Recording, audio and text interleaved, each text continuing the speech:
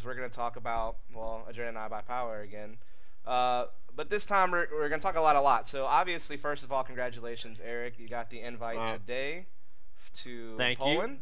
you. Yep. Now, we won't talk about that just yet. I know that's like the big news right now. Everybody saw that today, posted everywhere. We are going to talk about it, but we already had some stuff planned we were going to talk about before that news broke, which is of course ESEA LAN, which was huge for you guys and a lot of other people. So we're going to talk about that. So we're going to take it day by day through the LAN.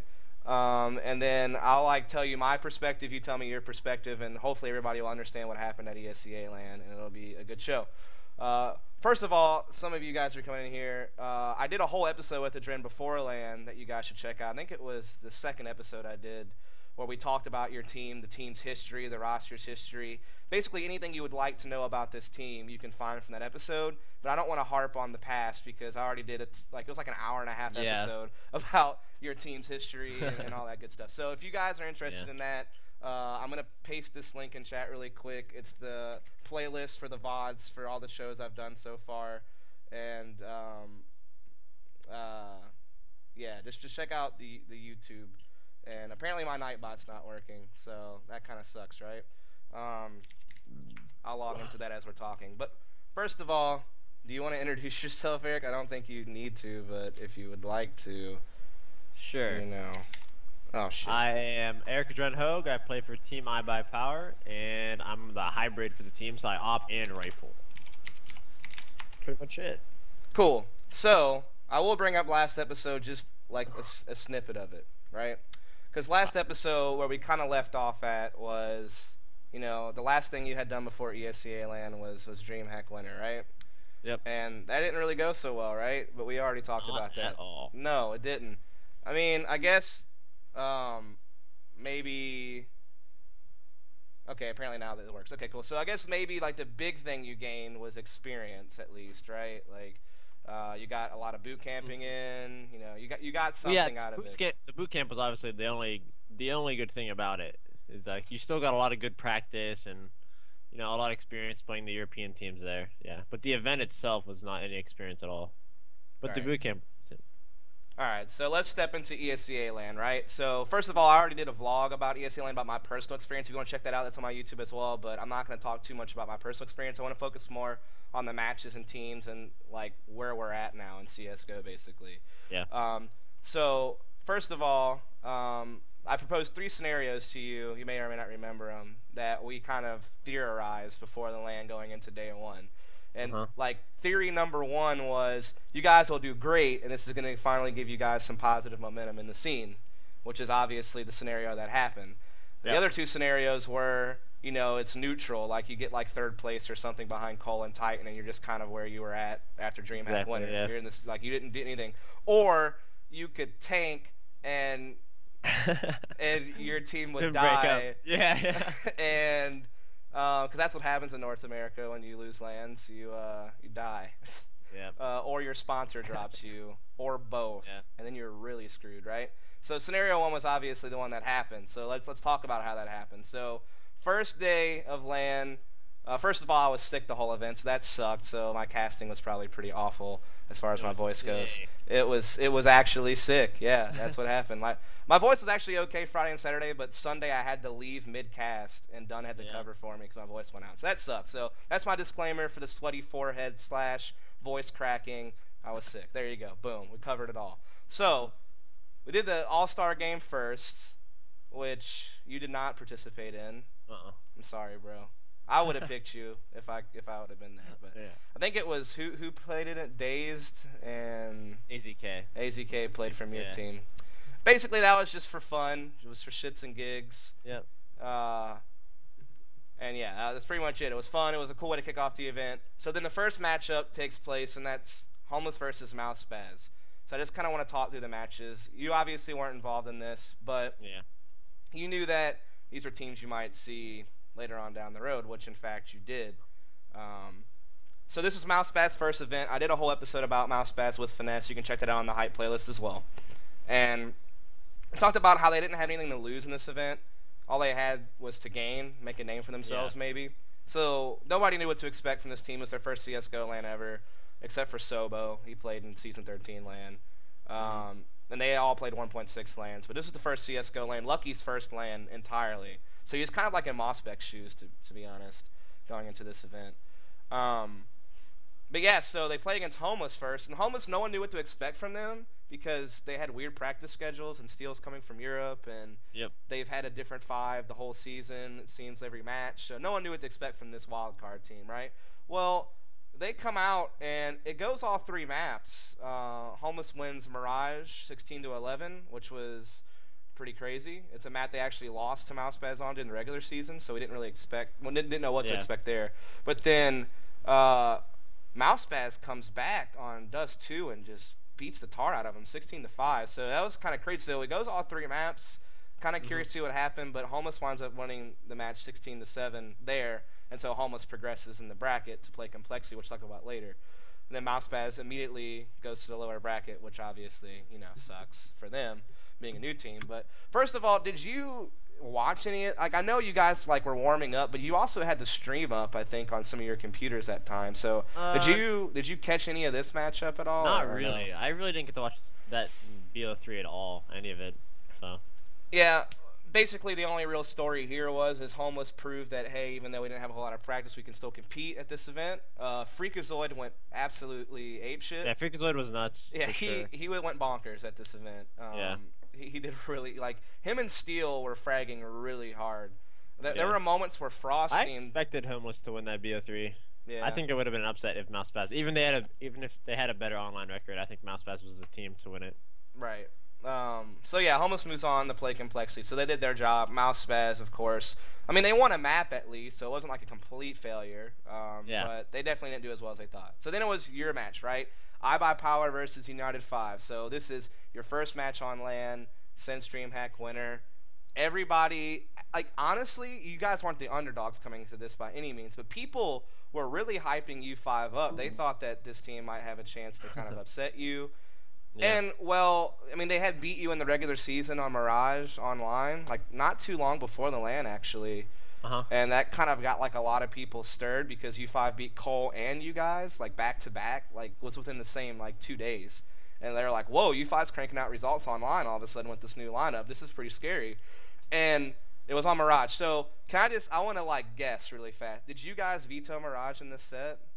Yeah. Okay, that's what I thought. So it winds up being Cash Inferno Dust 2. So Cash is the first map you guys play, and you beat this team 16-0 online on Cash.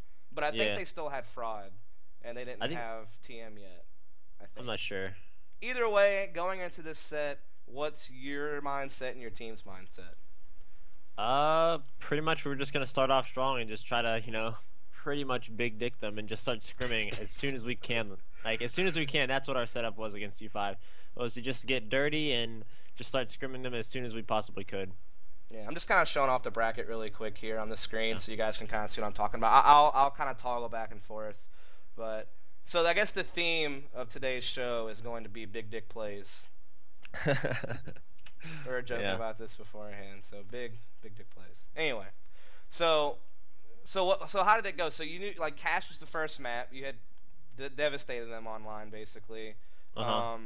So, I mean, did you just feel pretty confident going into Cash? Yeah. Like, no real big deal? We were actually surprised that they didn't veto Cash. I was too. We all were. So, I don't know. And then we played them again on the same map set, and they didn't veto Cash again. Yeah, I know. I don't know if they really stratted it. We'll talk about that. They actually that. had some really good executions. Yeah, we can continue. Yeah. So the way I view, like, we'll get back to that because that was actually weird as well. We thought it was weird, but what I remember from Cash is their A execute was catching you guys hard because it was like y'all were playing like a really passive mid setup. You were kind of floating in CT spawn. Yeah, we were giving mid a lot at this LAN. Right, and so Dazed and Todd or Anger is playing A, while Skadoodle and AZK are in B, and you're kind of floating. Like, you would opt truck sometimes you kind of spot mid, sometimes you go to heaven. You were kind of all over, sometimes you 3-stacked A, like, you were all over the place, really, with the op. But their A executes were working. Like, they were catching Sam and Todd a few times. They had really good set nades on their A executes, like mollies and stuff. And, go ahead. I remember their B hit being more impressive than their A hit, at least. Cause I think they actually threw two Molotovs through the window and it covered the entire Entire B site. site.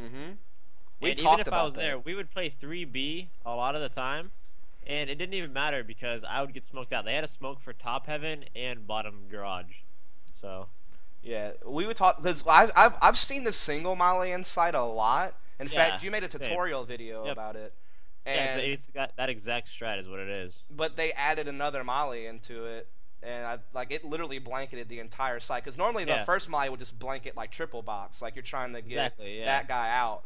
And they forced you out the site completely. Like that was like a strat I think we'll see on Cash more now is the definitely. full engulf of site with Molotovs in the future. So that was good. Their executes were also pretty good. They had good smokes for connector and CT spawn. You They know what's kept crazy is like, they got forced players out quad too with Molotovs. Like yeah, Edgar got forced out a yeah, lot. we were doing that a lot as well. We Yeah. never threw the one through the window, cause I don't think we knew it. We just like, we just never relearned it really fast. So we never threw that one, but we used Molotovs as well too, a lot. Yeah, you and United 5 are probably the biggest users of Molotovs the whole land. Yeah. So yeah, I mean, you guys still like the problem with United 5 in this map, and I think a lot of the reason why you guys won, to be honest, was because they couldn't hold shit. Like they take the site, they get the bomb planted, and your guys' retakes were just nuts. Like I don't know if this was something you guys worked on a lot, or if it was just like on the fly type things, but your retakes just looked so structured and like Yeah. so disciplined. Like no one was just like YOLOing in there by themselves and trying to make a play. Like the way you guys executed retakes was just it looked sharp, and they just couldn't hold your retakes. I mean, it was like that the entire event for them. Yeah. It wasn't like it was super set for us either. It's not like we actually went over retakes, but I guess we were just a lot more focused, more communications coming out, and it just made it look a lot better when we actually retook. Yeah. So the big story, and then next was Inferno, which is a map you guys are historically pretty strong on.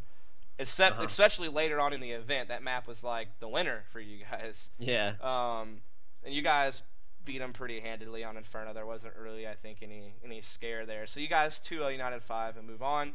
I think the biggest story to take from this set would be, of course, U5 having a rough start, which they would redeem themselves on later, I think. Well, I think they did better in the first BO3 against us. Like I think they might have got double digits in one of the matches. Yeah, Cash that was 16-10, and Okay. then Inferno was 16-9. When they played you guys later, when they played you guys later it was 16-14 Cash. The second time they played you guys, it was really close. Oh yeah. We had them. We had like 11-5 to them on T side. Yeah. And then we just let them back in the game on CT. I remember it. Yeah. They did that fucking B hit. What I'm talking about. Yeah. The mollies, dude, were nuts. B-hit, So you guys moved on. I don't think that was like a surprise. People expected you guys to beat United 5 and move on. Yeah. But I think United 5, at least they showed us something. Later on, they do a lot better. So it's, Mousepads and U5 move on to the lower bracket. And then you guys move on to play Titan. And Complexity moves on to play Homeless. So that was the end of day one, basically. So day one night, nothing really happens. Everybody's still like focused on competing, so nothing crazy happened. I can tell you one funny story, actually. I think you heard this story. So I think it was either this night or the next night. I just wanted to like inject a funny story. Complexity's manager. Some of you guys may know him as Stunna. He's pretty cool, but I think his real name's Trace. Either way, he goes to bed this night, and he gets in his pajamas, and he gets in his hotel room, and he goes to bed. And like he's not drunk or on drugs, like I swear. Like this guy was like, I mean, he may have had like a beer or something, but he wasn't like drunk. Like he was a normal, sober human being. And he goes to bed at like, midnight, 1 a.m. And he goes to sleep, and he's rooming with Simphis, Corey. And he apparently he wakes up at like 4 or 5 in the morning in the hotel lobby on a couch, with the police asking him who the hell he is because he doesn't have anything on him. He has no identification. Nothing. He can't even get back into his room. Yeah. Or go up the So elevator. he has to get escorted by the police to his room, and they like bang on the door. And this is like waking Corey up super early before he's about to play Homeless.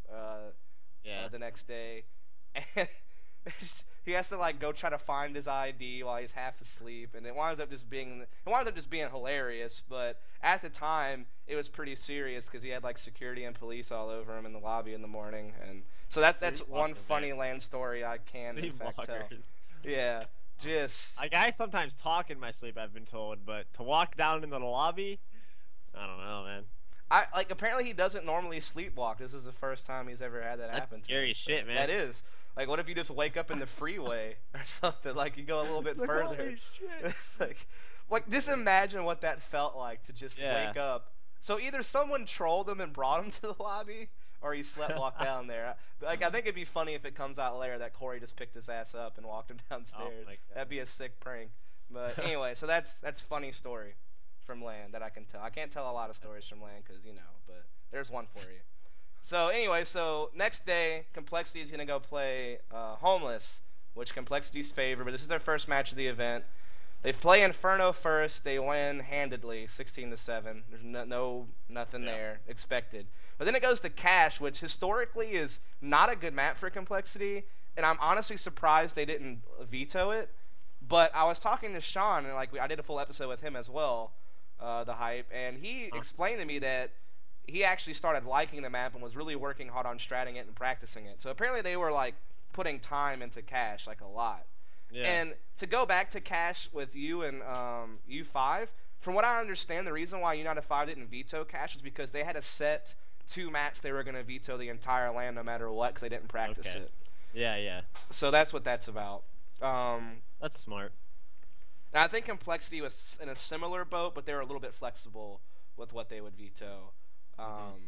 So anyway, the Cash match actually goes to overtime against Homeless, and this was huge because we're like, uh-oh, is Homeless going to pull this upset on Complexity on LAN? Oh, yeah. Wasn't it the very last round of the whole half that Frost's computer froze while he was planting the bomb in the 2v1? Okay, so I've heard 3 different stories about what actually... Somebody told me he just fat-fingered his Windows key and minimized this game. So I've heard that story. Because the thing is... Because the thing is, he never left the server, and he instantly came back in after the round was over. So you would think if he crashed, his player would have left the game. But he didn't. He was still in the game the whole time. He never dropped from the server. So either his computer just, herp-derped for, 5 seconds. He just didn't plant. Yeah. Or he minimized. I think he maybe be fat-fingered his Windows key or Alt-Tab by accident. I don't know. No one knows what happened. He didn't minimize or fuck up that, Yeah, I mean, he would if he could have planted that bomb. Yeah. So people may remember this. There was 5 seconds left on the clock in a 1 versus 1 or 1 versus 2, and all he had to do was plant the bomb. And in fact, his team had the advantage. They had 2 players, and Complexity only had 1. Yeah. So they were favored to win this clutch in regulation. But Frost just didn't plant the bomb, and what's his name was in A main, waiting for the bomb to plant, and he's okay, and then he just walks away because the bomb doesn't get planted, so it goes to overtime. Yep. So yeah, I don't know. I've heard different stories, but whatever. Point is Homeless. If that wouldn't have happened with Frost, they probably would have took that map for sure. Yeah. And then it would have been Dust 2 for the third map. Yep. Yeah, maybe we have a whole different LAN, but Complexity moves on, and they move on to the upper bracket final. Yep. Right. So then it's your turn, and yeah, so it's your turn, and it's against Titan. And so let's preface this really quickly. You never beat this team, never. Well, we've beat them on maps, just maps, but So even back to 5 years ago on Counter-Strike Source or whatever, this team always had your number. So this is a big deal for you personally, as well as probably AZK and Anger. We really want to beat this team. We're sick of losing to them. Yeah. They beat you at a Copenhagen Games or something like that and go, and they eliminated you from Copenhagen Games, I think, or maybe you weren't the Curse lineup. I wasn't with Curse. You weren't with them yet. Okay. No. And then there was Dynamic ESEA LAN Season 13, where you took a map off them on DDoS 2, but they still wound up beating you in the set. Yeah. So this history does not favor you guys.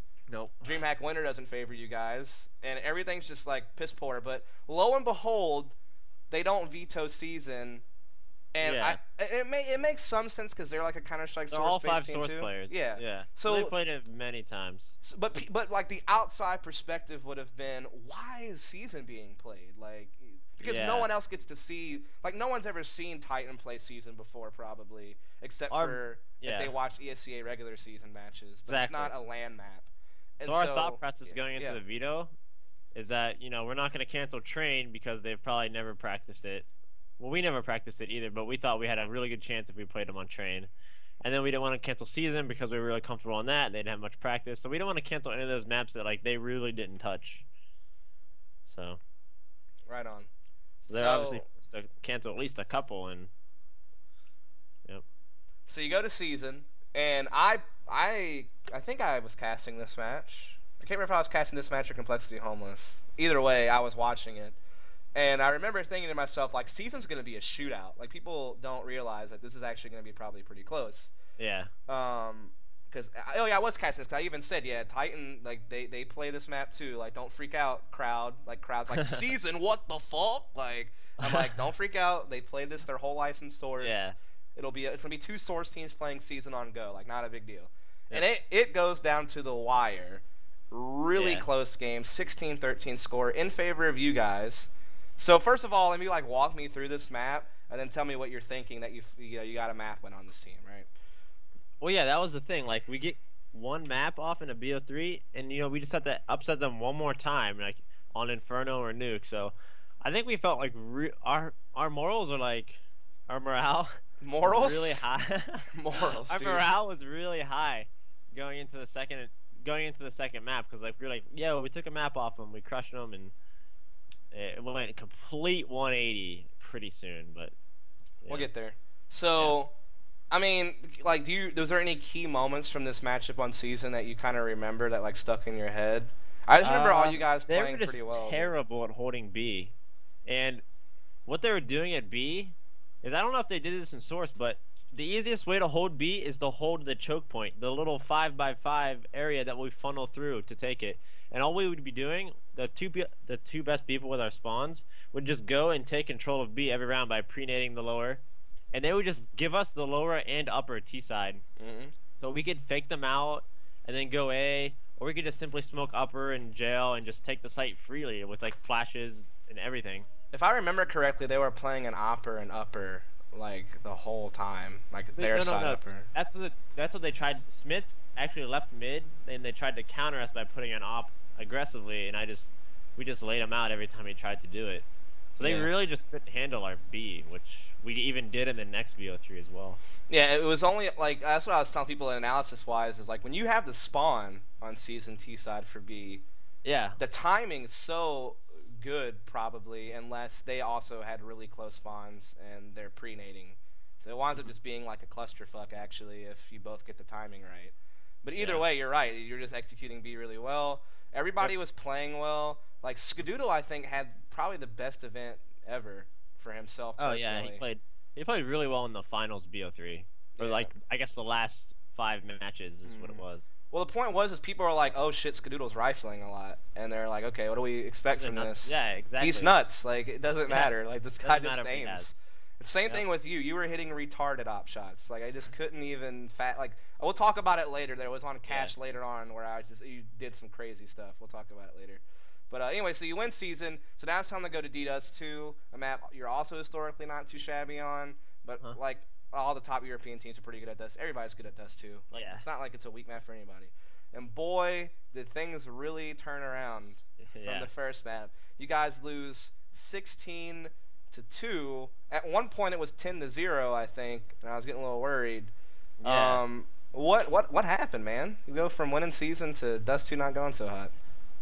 Well, I think it was 2 things. Like, one, we were really happy from winning Season, and then we started like losing the pistol, losing the first gun round, and everything just went complete 180 in everyone's attitude. Like, a couple of people's attitude within the team was just so negative that we were just yelling at each other, and it was just so bad, like, within the team mumble if you were in it. And we were just trying to play a super standard Terra side against Titan, and they were just too good. Like, they're like the best CT team on every single map.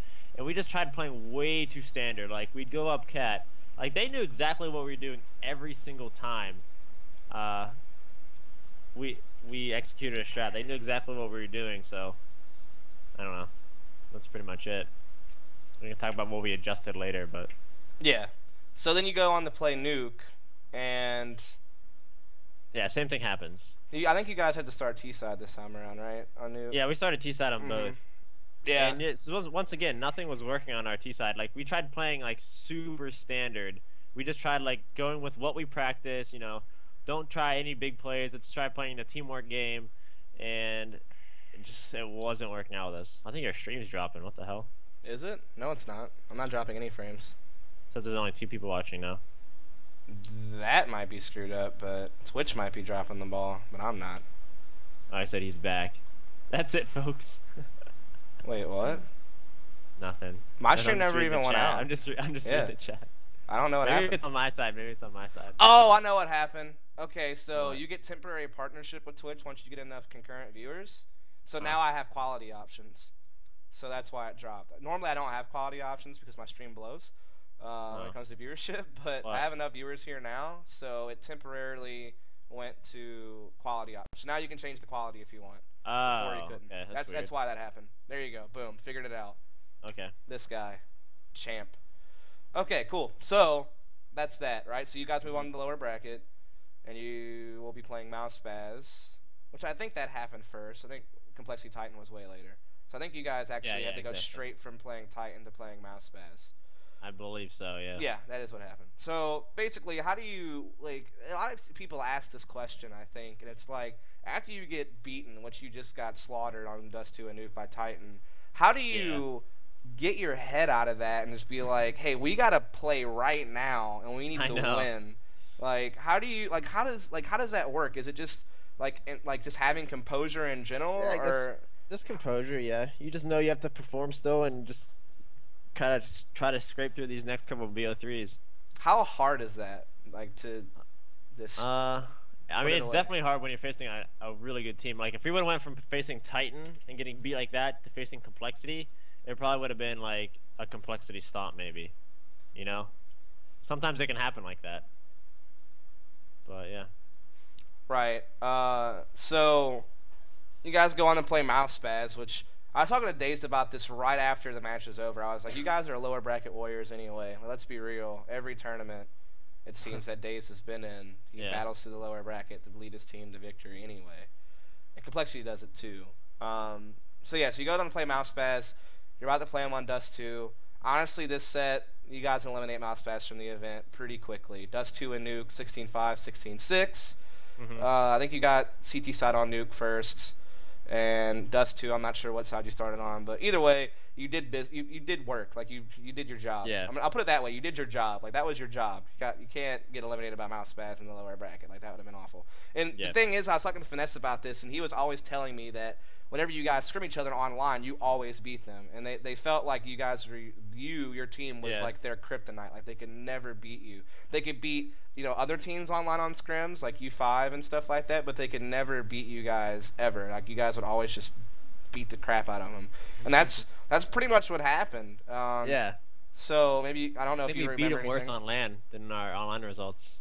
Yeah. But I can't remember. So do you have any thoughts on this matchup? Like, was there anything memorable, or it was just like getting momentum back? Maybe like I don't know. From all the teams that we played, they're for sure by far the weakest team. Like United 5 was way better than them when we played U5. They were way more in shape. Their executions were way better. Mousepaz just had nothing against us. I don't know what it was. Like, I just remember. I don't know what their T sides were like and who was calling. Or like they have set strats or this is free form, and then the free form like just wasn't working against us. So like there wasn't too many plays happening. And that's what needs to happen in that kind of strat calling environment. But I don't know. Okay, so I want to bring up one theme now, just because it came to me. Yeah. Like we listened to your mumble a lot at the event, and I was sitting behind you guys a lot, and it seemed like Daze is obviously the in-game leader, but you certainly spoke up a lot and were like, "Hey, no, let's do this. Like I'm feeling this." Yeah. And Daze was like, "Okay."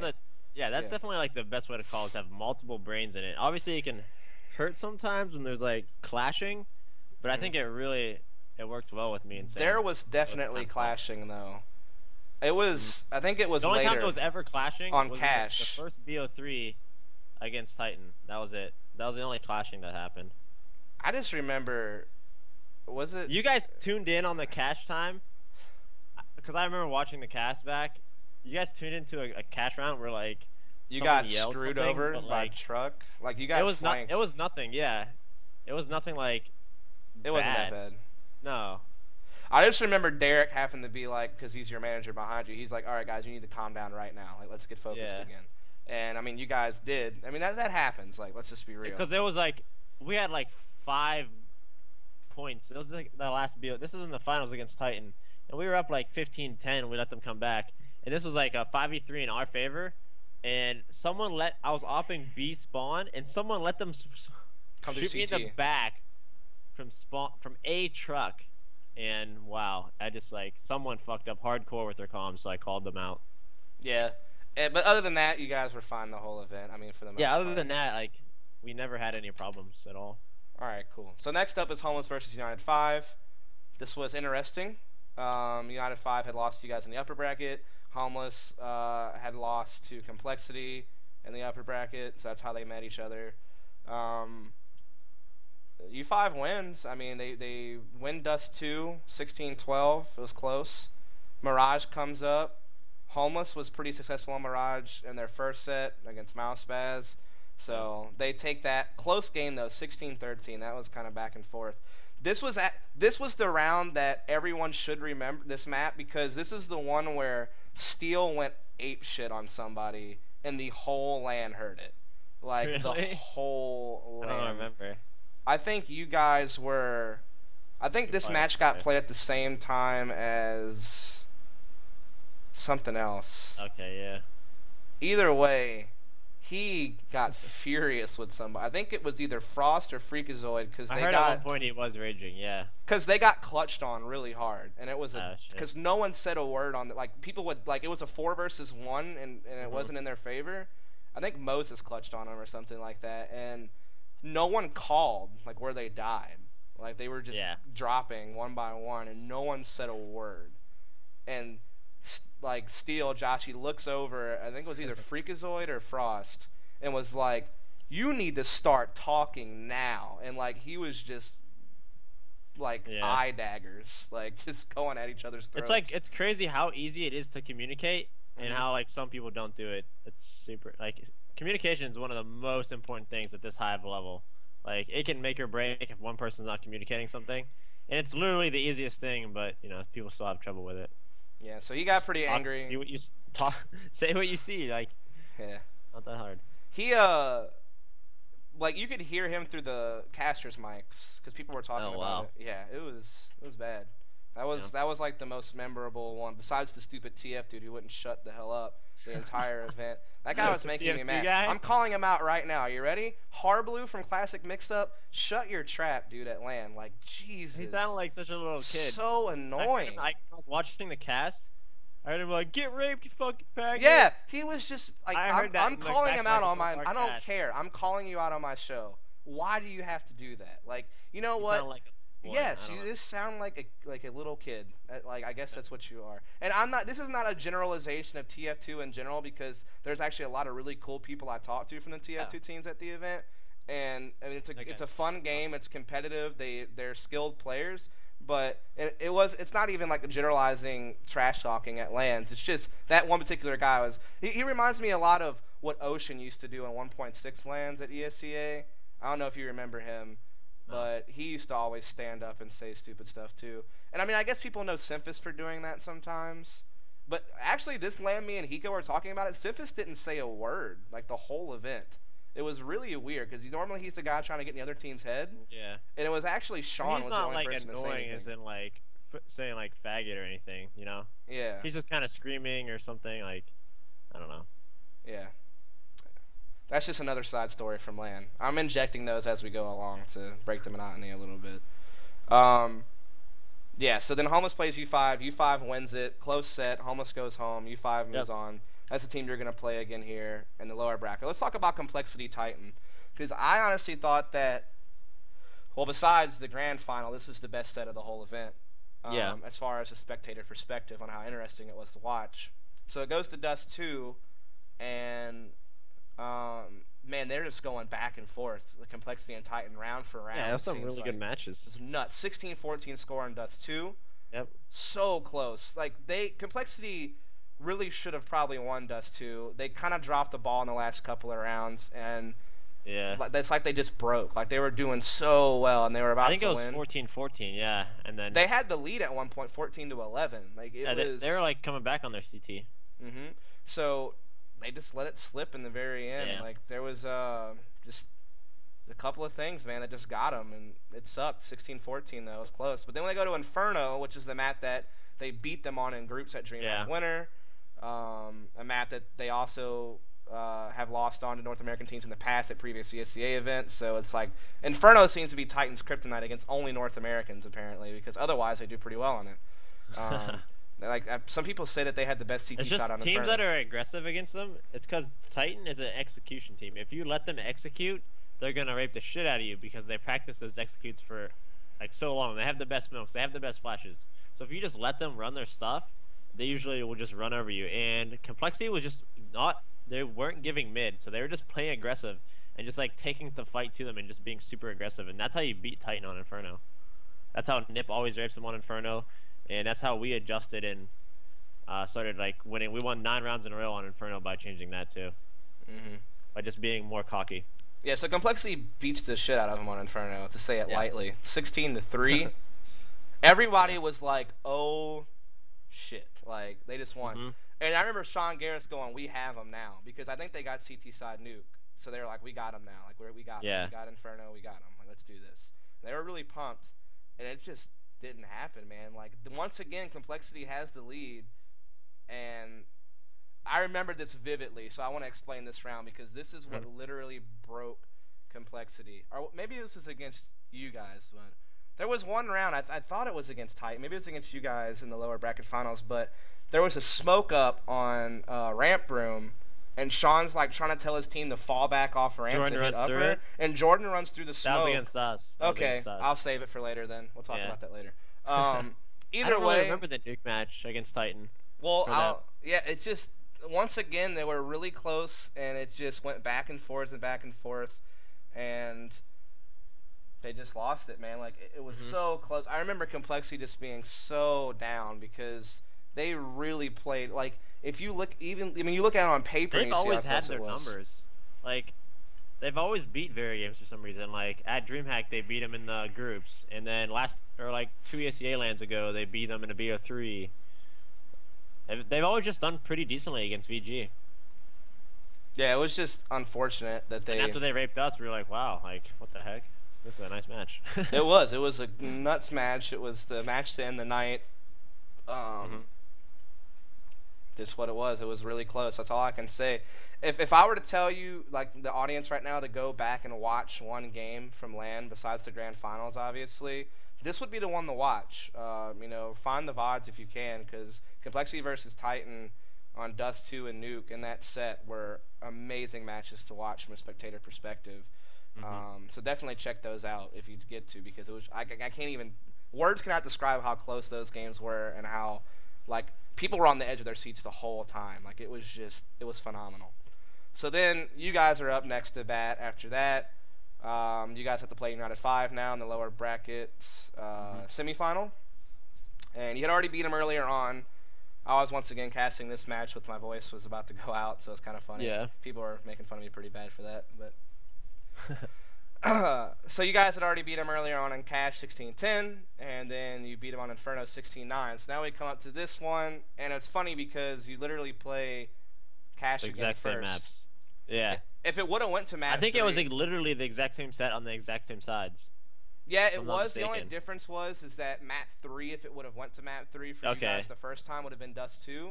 Whereas this time, map 3 would have been Inferno. So if you guys would have played out the whole set, you would have been the exact same maps. But this time you get Dust 2 second, and Inferno's just like the needed map. I thought we played Inferno second as well. You played him Inferno the first time around. The second time around, you guys didn't make it to Inferno because it was map 3. So Dust 2, okay. Right. So it was you play them on cash again. First of all, everybody's confused. Like, why? United 5's lost to this team twice now on cash. Yeah. Why are they still playing cash? And apparently, from what I heard from Justin, Sunman Summy, who's like really good friends with that team, is I already mentioned this. They had 2 setbacks they're going to veto no matter what because they didn't practice them very well. Yeah. I think Train VE might have been one of them. I can't remember what the other one was. I think it was Nuke. I think it was Nuke. I think they were vetoing Nuke in season, maybe. That's what it was. So yeah, you had to play them again on cash, and you already had success.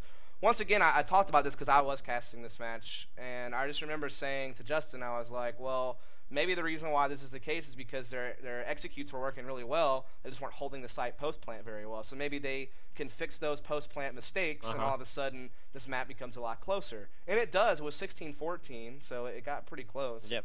Talk us through this, man. Like, what happened this set against United 5 this time around on cash? I think we just went into CT side way too overconfident. I just remember us like, so our Terra side we 11 forward them. We really just like took every side we wanted to and with ease. And then we got on the CT side and lost pistol, no big deal. And then we didn't we stopped communicating as much because we just started running in sites by ourselves, you know, as a CT and trying to retake by ourselves. When before we were just communicating, setting up smokes, flashes for the retakes, and we were just getting too cocky and just trying to make plays by ourselves. And that's really what bit us in the ass and make it so close on cash.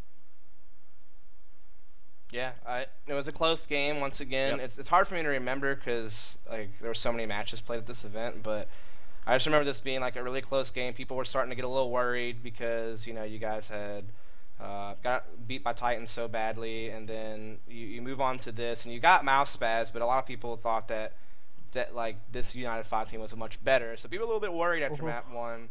But you want to win at 16-14. So then it goes to Dust 2, 16-5. Not a whole lot to say other than you guys just straight up showed how well you guys can play Dust 2 when you guys are on point. So this sets us up for what everyone's all been waiting for the next day in the lower bracket finals, which is Complexity versus High by Power. And that is where we are now going. So we'll talk about this in order. And we'll actually spend a little bit more time on this one because this is huge, right? So Complexity had such close games against Titan, 16-14 losses, beat them really badly on Inferno. Then you guys got waxed by Titan for the most part after season. Dust 2 and Nuke, you guys dropped pretty hard. Yeah. So that combined with the fact that Complexity outperformed you at DreamHack Witter, combined with the fact that they had just beaten you, I think, online on Sivo on Nuke, 16-10 or something like that, or 16-11. And then they had also beaten you once on the ESEA regular season as well. So a lot of people favored Complexity because of all that, right? They played closer games against Titan. They had better results. People are favoring Complexity. You guys, obviously, y'all just came this day, playing out of your minds, honestly. I don't know what happened between, when you guys went to bed Saturday night and when you woke up Sunday morning. But literally, you look like a whole different team the way you were playing. And when I say a whole different team, I mean you guys were actually playing to your potential that people would expect when they look at your guys on paper. Anger had confidence. He was literally playing the way he needs to play for you guys, with confidence, ready to go out there and die if he has to, being that guy. Skadoodle just playing lights out. Daze plays perfectly. He always plays really well. But AZK was just literally playing lights out. You with the op were making Cash was the first map, and I vividly remember I was commentating it because I got to commentate the first map before my voice went completely out and I had to stop casting. Yeah. We were on Cash and I was casting it with I think Sunman, and I remember you had an op inside the A bomb site. And I'm like inside the site. I'm like, what is? I even question. I'm like, oh my god, I don't know what Eric's doing right now. He's up against the site with an op, and there's a smoke in your face, and they're executing on the A bomb site, and you hit a 3K, and 2 of them were no scopes or something. I was just like how does this? You were literally just making big dick plays, big dick plays like that. I was running around with it out, just everywhere. So. Talk us through this map. It winds up being 16-13. Of course, you had Palladium out of 5 very close in this map previously, like earlier the last day. Yeah. So it seemed like a map where you guys were playing really good retakes, but you guys were allowing executes pretty well. But obviously, Yeah. this is a different team executing on you this time. So what do you remember from playing them on cash? Which you wound up losing, if I'm not mistaken. Like, Yeah, you lost this map. oh, do we? Mm-hmm. Okay. Wait. I forget cash against them. But once again, we were giving up mid a lot. No, you won whole this one. LAN. You won this one. I'm sorry. You won this one. I think we won at 16-13. You did. You did win it. Yeah, we did. Yeah. Go ahead. So we won at 16-13. And yeah, just we gave up mid a lot and we let them execute what they wanted, you know, B hits with mollies or, you know, an A hit. So I really don't remember cash too much, man. Let me tell you the key round. I remember this vividly. The key round. Hold on a Oh, second. Skadoodle 1v3. It's 11-11. Hold on. Let me on do this. T-side. Let me do this really quick. This is going to be great. Are you ready? I'm about to do this. All right. Hold on a second. I'm going to bring it up. And we're going to do this. Because this killed me to watch. Like, as a spectator casting it. Killed me to watch it. That's a Skadoodle clutch? Yeah, hold on a second. Yeah. I'm gonna went down too. I'm gonna break down. We're gonna break mad. down this play. I was actually mad about this round. I could not believe that this happened. Like, hold on a second. I thought I had it already pulled up, but I've screwed up apparently.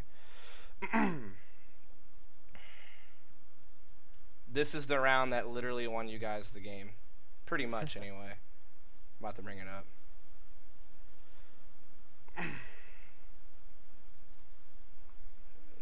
Okay.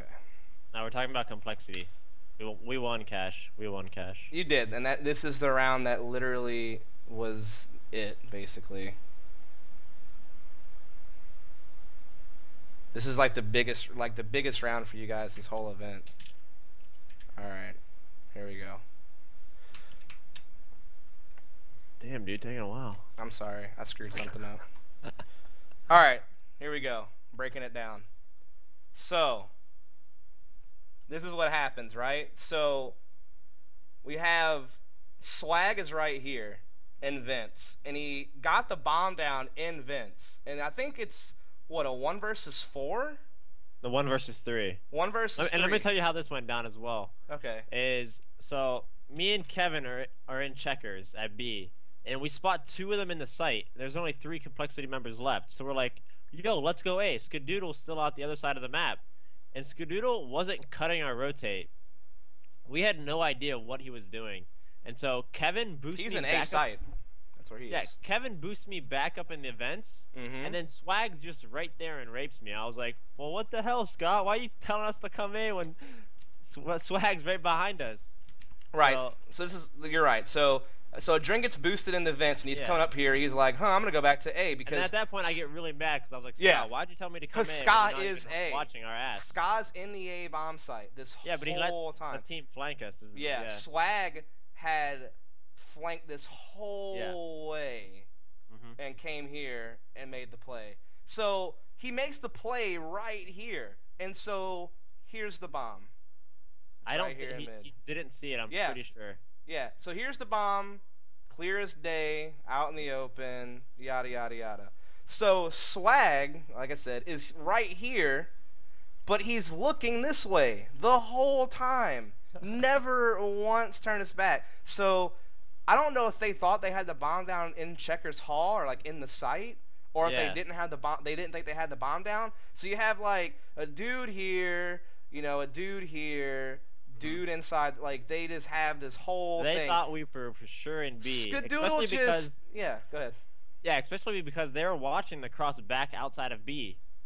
So like they knew Kevin was somewhere in B, and then they killed him, and then they just had no idea where this guy was, and they thought they had the bomb. So mind you, this is 11-11 score, and he's just like, da da da da da. Oh, the bomb for free, sure. Da da da da da da da da da da da da. Plant. Yeah. And then he just 1v3s. Like he gets the bomb down, he does whatever, literally the most nuts play, and it honestly was just a huge mistake by Complexity. They didn't realize that they had the bomb down apparently, and yeah, I couldn't believe it. That puts you up 12 to 11. Yep. And you guys. I think we end up losing the next round because we didn't force them on a save. They were getting a couple rounds in a row, but that round right there was huge. That was one of the bigger clutches that took place in the event. For sure. Yeah. Couldn't believe it. So you wound up 16 to 13 that map. So let's move on. It's Train, and it's the first time we've seen it played the whole event because everybody was vetoing it all day long.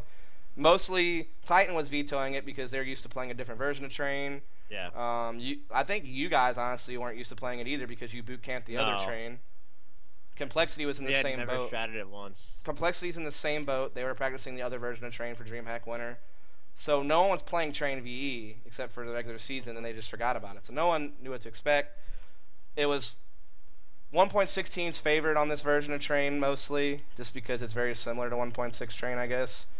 For example, like one thing I can say about Nothing is the dude's a champion on ladders, like especially on Train. He's like a monkey. Yeah. He's a monkey, dude. Like he literally just watch Nothing play Train VE in this VOD, and they wound up winning.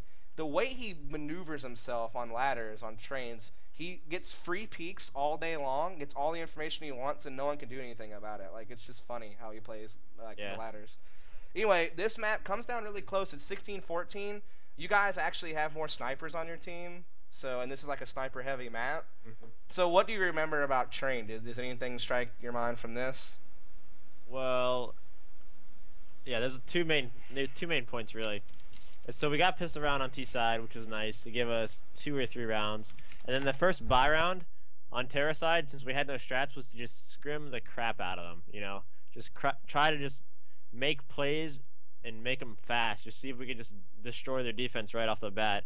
And they really just held it down. And after they stopped, like just a fast out mid, 2 out mid, 1 IV, 2 out ladder, we really had nothing to go to. We really didn't try like a slow inner too much.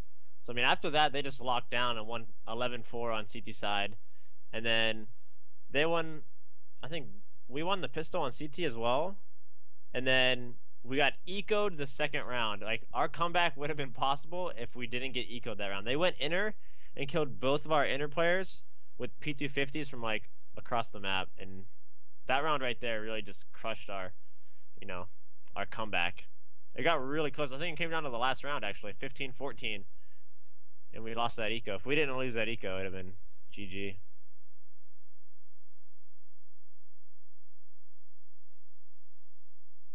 Dust. Oh, yeah, so anyway, sorry. So they think they have you at this point because they're like, okay, we got past Train. I think, who got CT side first on Nuke? I think it was them, right? I think it was. Yeah, them. They got CT Nuke.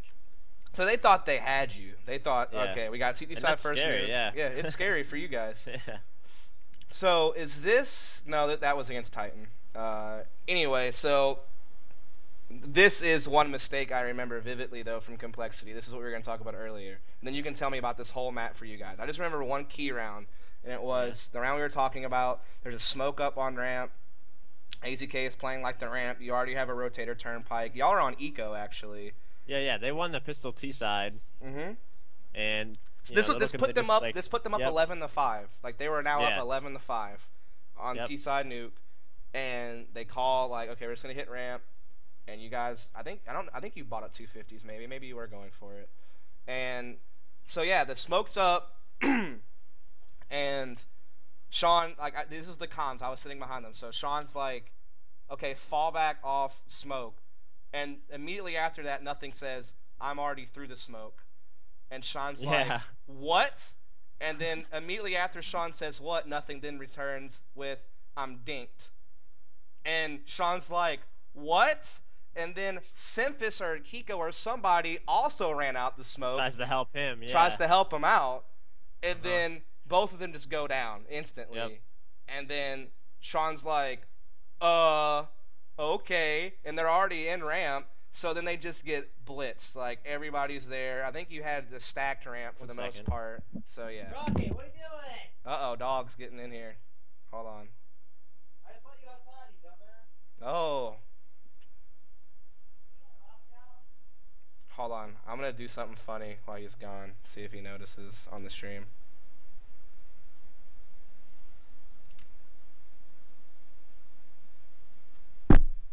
See if he notices, guys.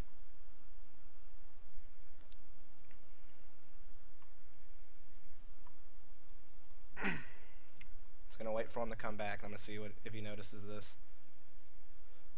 Alright, I'm back. You looking at the stream, bro? What? Oh. Just wait for it. Hold on.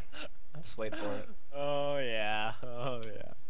Look at Shock's looking at me, dude. He's fucking trying to scope me out. Trying to look at my nuke. He's trying to look at my nuke play. This was you actually during the complexity match. Yeah, After exactly. You guys won. DG was watching us. Yeah. Hilarious. Okay. So anyway, back to talking about important things. Yeah. Not to rush this interview, but Yeah, I have a steak. You just had a steak yesterday. I I have saw a steak ready for me. Damn it! All right, hurry up. So you wait. walk us through this really quick. So what were we talking about? This Rushing nuke. a nuke? Oh yeah. Nuke on So complexity. they just really they just ran into our ramp stack. We had 3 ramp, 2 upper. They just ran right into it. We mowed them down with P250 armor, and that just like set our comeback.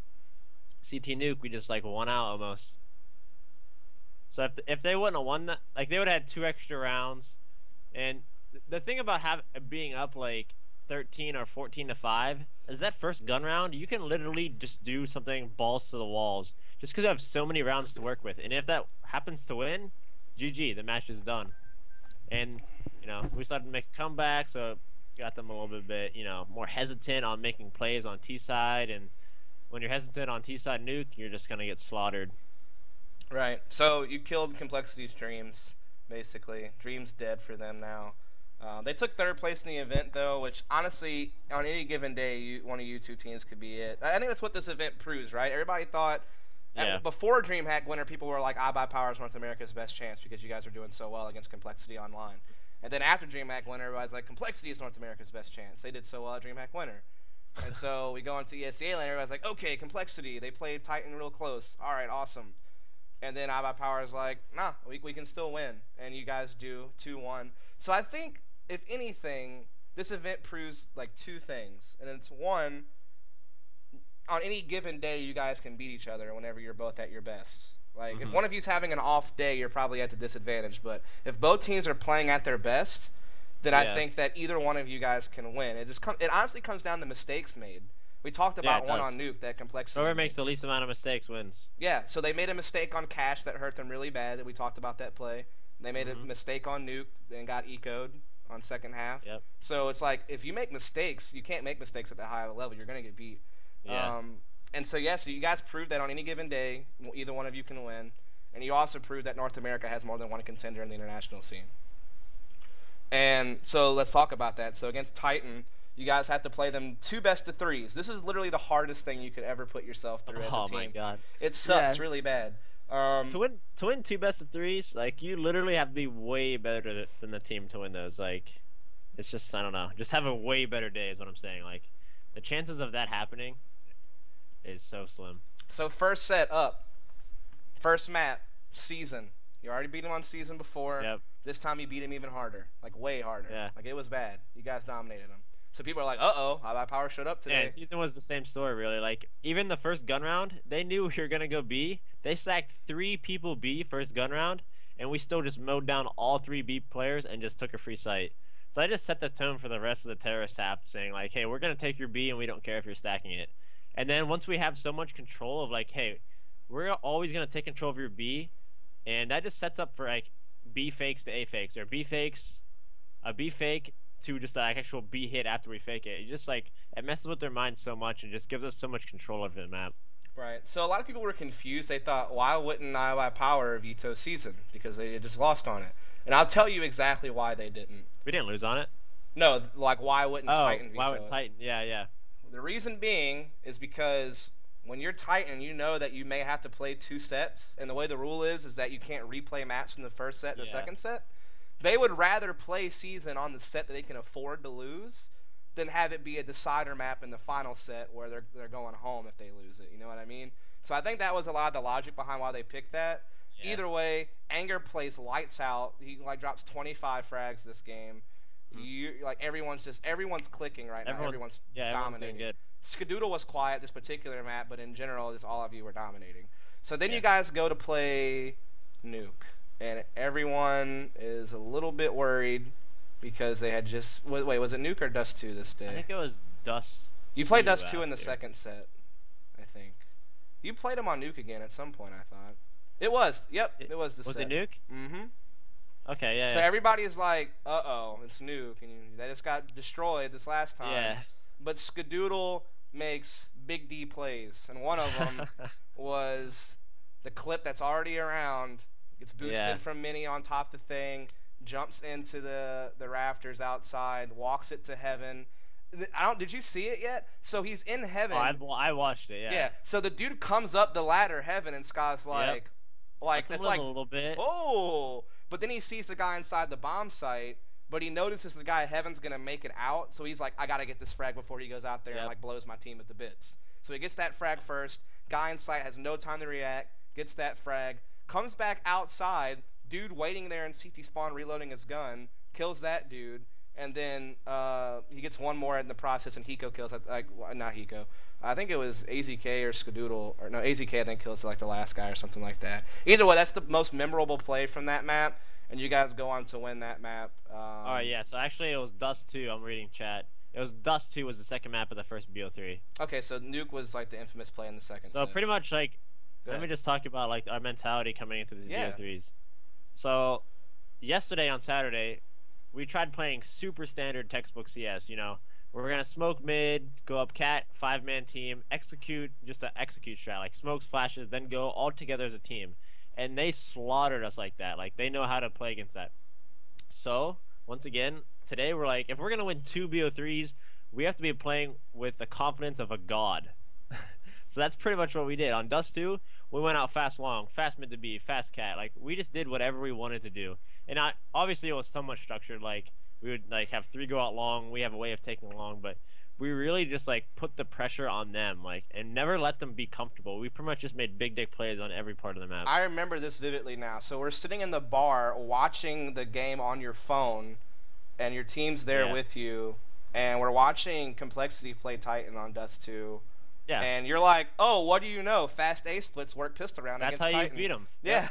So then I was like watching the match. I'm like, I wonder if adreN's gonna be like, we should run this fast A split. I said this on Saturday too. I was like, if we started getting crushed on Dust 2, we need to just scrape our strats and just like fast-paced A splits. And they worked. Saturday. Yeah, but Sunday, they worked on Sunday though. Yeah. Wow. Yeah. They definitely worked. So then you win the set 2-0. And we're going to set number 2. Titan's like, uh-oh. You know, we got to go another set. You guys are pumped. Like, honestly, it would have taken a miracle for you guys to lose as confident as you were at this point. Yeah. I mean, after winning a BO3, like, I've lost from the upper brackets and won from the lower brackets before. But after losing a BO3 and having to play the same team again in another BO3, it sucks, man. It's like, we're riding high now. We steal their seed. So we have all the map veto like advantages, and you know they just have to play us again. Yeah, so and you got to play a custom map first. You got to play Cash, a map you guys are strong on. It actually went to overtime, and so that was they won it actually. Yeah, they did. They won it in overtime. So this is funny because Sam talked about this in his interview. It was like you guys won the first set 2-0, and your first map in the set 2 is Cash. Days was 100% confident you guys were going to beat them on Cash. And you were like, we need to just win Cash because we know we can win Cash, and then we just have to win one more, like, of the other 2. One of the other 2, exactly, But you lost Cash, so you made it hard for yourselves. You're like, uh-oh, now we have to win both of them. Yeah. I think it was like a 15-11 or 15-10, and they just came back. Put it to overtime, and then they just won out 4-0 on overtime. Like, they just boom, boom, they boom. slaughtered us in overtime, And everybody was just like, shit, like, I by power, that's it, man. Nice try, but Titan just needs to win one more map now. It's over. Dream's dead. Yeah. And then you guys replay them on Nuke. This is where Scott makes the big dick Yeah. play in heaven, and Scott goes huge there.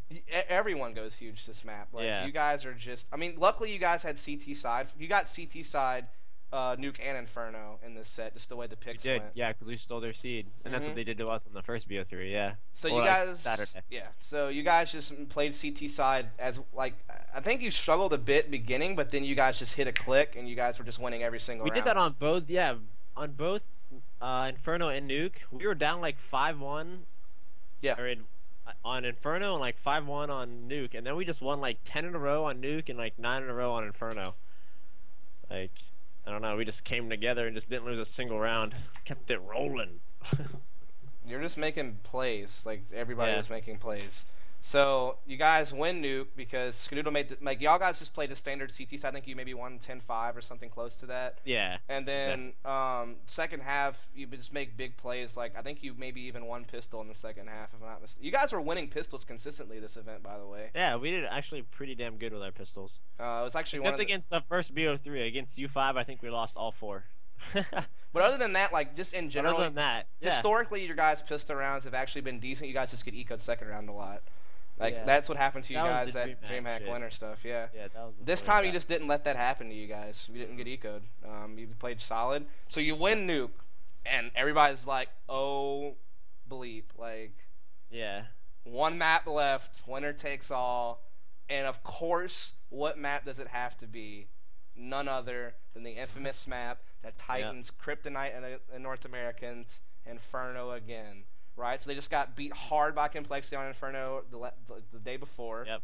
Lost to Complexity on Inferno at DreamHack Winter. Like it's like, oh no, it's literally Titans Kryptonite against North Americans. I think like that's like the story to bring from this if you do the math. So we're on Inferno, and you guys get CT side first, and you guys just do well. Like I don't know what else to say other than that. Yeah. You guys. Once again, just the go ahead. adjustment that we did.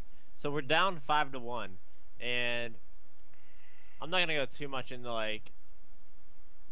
it, but basically, is what I'm saying. Like in this match, I was like, we can't let them. I can't play Moto Pit on Arch. They're gonna rape the shit out of me. They have really good executions. Me and Kevin need to hold mid brackets, and just fight them there. And then as soon as we made that adjustment, where we didn't give mid and didn't give them mid control there, we just like won out every single round after that. You wound up 9-6 in the first half once you Yep. make this adjustment. But prior to that, their smokes are insane. Like there was one round I remember They vividly. have every smoke for. Oh, their pistol round was Yeah, let me insane. talk. Yeah, so here That it was. was. A smoke. Yeah, go ahead. So smoke on Arch, smoke on Library, smokes all along lane. Literally, you guys had Yeah. double pit set up. They run Exactly. through the smoke lane. They wrap 4 around the moto.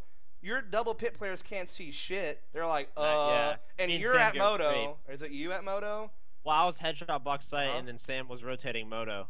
And he just got obliterated by like 4 Yeah, we dudes both in his got face. obliterated. Yeah, like that had to hurt. But outside of Yeah. that, you guys played really strong.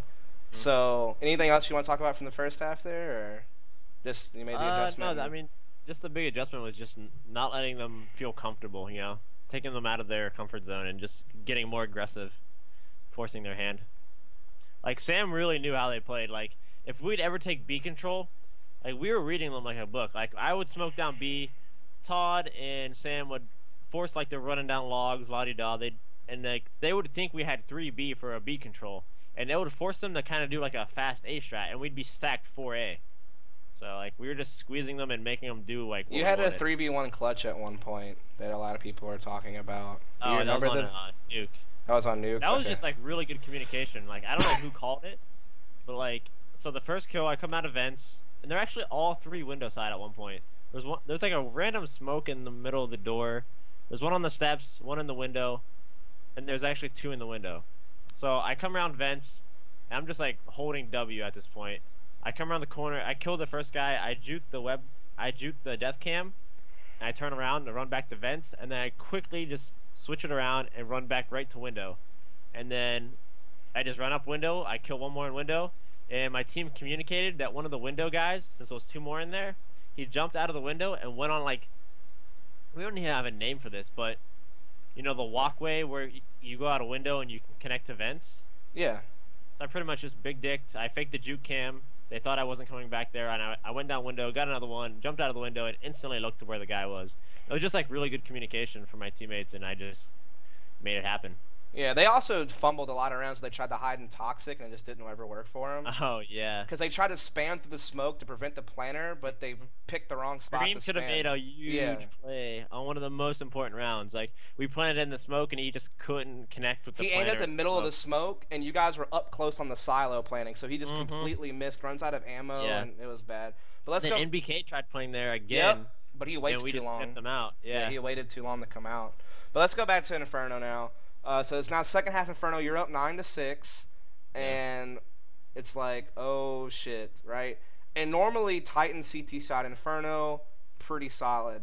Yeah. But you guys, those CT sides are insane. You got 7 rounds on them in the second half in total. That's how you won. 16-14. So we're obviously gonna get to the last round. That's gonna be the icing on the cake. But before the last round, what's going on T side? Because I just remember them stacking 3B a lot early on. Which they're known for doing. They've always done that. They've always like tried taking B control, smoking down, and just like anyone trying to take B control, they'd kill that guy and then fall back passive. Right. So anything else before the last round that you remember that was huge? We just felt like we were more successful to go B, so we just kept really forcing our hand, and sometimes we were forced to execute through smokes, and we got mowed down. But we still felt like our B hit was gonna work better than our A hits, so we just kept going B every single round. There you go. So last round, right? Yeah. 15-14 in your guys' favor. Shit goes down at B. Yeah. Does this sound familiar? Oh yeah. Wait, complexity at DreamHack Winter against the same exact team. I was literally thinking this while I was watching the clutch down. I was like, oh shit, we're juking the fuck out of them. Because what happened was Vancilia and Dung were casting together, but he had to leave to go catch a plane because you guys were taking too long, basically. So they put me back up there to cast. I'm like, I can't play-by-play. I can't even talk. So they're like, okay, just be color, and Dunn will like do 80% of the talking. I'm like, okay. And I just remember interrupting him. I'm like, oh my god, if they were to lose this way again. I know. I remember watching and you saying that. So you're like, oh my. So Daze has the bomb, and y'all had done this a few rounds where Anger would kind of lurk mid and try to catch rotators or force them not to rotate. Either way, you were trying to get a numbers advantage over at B on your hits with your other like 3 or 4 players that you had left. And so he kept doing this, but there was a moment where he was like maybe going a little bit too slow. So Daze looks over at Anger like before the round starts. He's like, I need you to like get up there. Like you need to make a play like right now, dude. And Anger responds, we have this on the VOD, Anger responds, yeah, I don't care, I'm going to go die right now. Like, I'm going to go die. That's what he said. Because he was, like really confident in just doing what he had to do to prevent the rotate or whatever it was that you guys were stratting. So he's like, I'm going to go die. Like, that's what he said. Everybody's like, he's going to go die. Okay. But it's just, that's the point I'm trying to make with that type of statement is the amount of confidence that takes to be like, yeah, I'm just going to go die. I don't care. Like, let's do this. Like that's the kind of anger we want to see all the time. Exactly, it's the one that's confident and is like, I'm gonna do what I have to do no matter what. And because sometimes he gets a little timid, but he was like, I'm ready. That's hard to do on LAN, especially. Yeah. So he doesn't die. That's the funny part, I guess. And but he gets into library, and Sam's at banana with the bomb, and shit happens at B basically, and it's a 2-on-2. And all of a sudden, Anger's like, hey, dude, I have A. And Sam's like, yeah, Todd's like, go fucking A. But AZK is yelling, go B. NBK peeks Todd on the balcony in, like, CT spawn, and that really just opens up the entire last round. Like, NBK really screwed up by trying to fight Todd on that little balcony. Yep, and he died. And then all of a sudden, you just hear AZK yelling, go B! Go be like I actually didn't hear that. I didn't hear that until I watched like the winning clip after I got home. Like, there's no way that caused any trouble. Yeah, it probably didn't, but it's considering still, that only one of them know English. Yeah. Like just... Kevin was just like doing any and everything he could to win that round. You know. Like so it sucks. So Daze runs back banana. It's the same fadeaway strat exactly. Goes and plants the bomb. Anger's in library. and Existence peeks him, and he pre-peeks the corner Yeah. perfectly. And it was I like, oh shit. yeah, like we thought he was dead for sure, but Todd hit a somehow nice Todd hits shot. a miraculous shot, basically. And so now it's 2 versus 1, and it's Shocks left or Smiths. Which one was Shocks. it? Shocks. So Daze is, playing smart. He's playing the bomb the best he can. Yeah.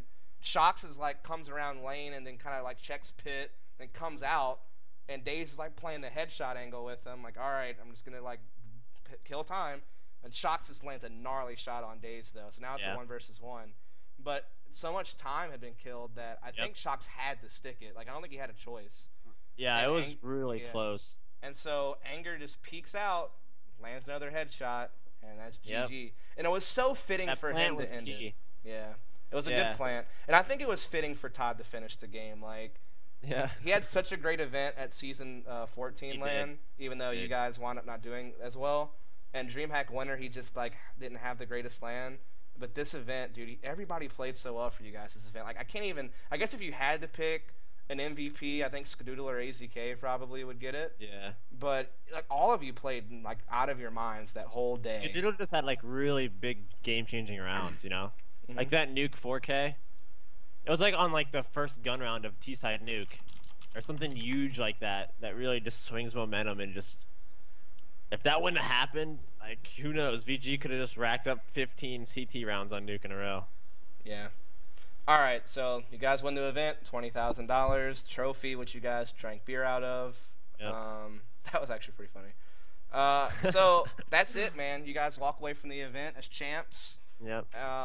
And at this point, if guys want to ask questions in chat, we'll do a few more questions. We'll do questions from you guys. Ask them now. Yeah. But before, like while I'm waiting for questions, what I was gonna say is, next up is what's next for you guys. Obviously, the big announcement was today, but I don't know what you want to say about it, so I'm just not gonna ask a question. I'm just gonna let you say what you want to say. Well, there is like, the Katowice. Is that how you say it? Katowice? I have no idea. Katowice event, the $250 supported, 250K supported Valve event in Poland. So, I mean, we were invited officially today, which is great news. So we just have to get it approved by iBuyPower and make sure that we can make everything happen and actually attend the event. So, hopefully everything goes good and we can play in it. Yeah, well, congrats on your win at ESEA, of course, and congrats Thanks, on getting bro. invited. That's huge. So we'll have 2 North American teams there. Hopefully, I don't want to like say that and be wrong, but both teams have been invited. We'll see what happens. Yeah, it's extremely tough to get over to Europe. Let's say that. So first question is people getting mad at you. So you ready? Wait. Let me actually go get my steak. Okay, go get the pour steak. in, Yeah. and I'll be back. Sick. All right, pour in the questions, guys. I'm gonna try to keep my eye on chat and make sure I don't miss them. You can ask me questions too if you want. I'll be around a little bit after the stream's over, after the episode's over. Pour the questions in.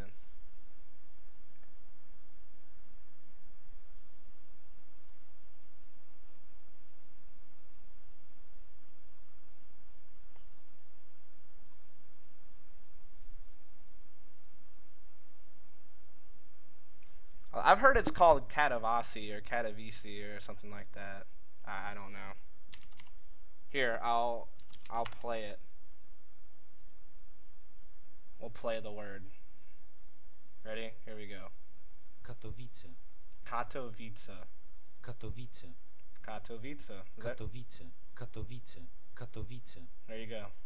Katowice.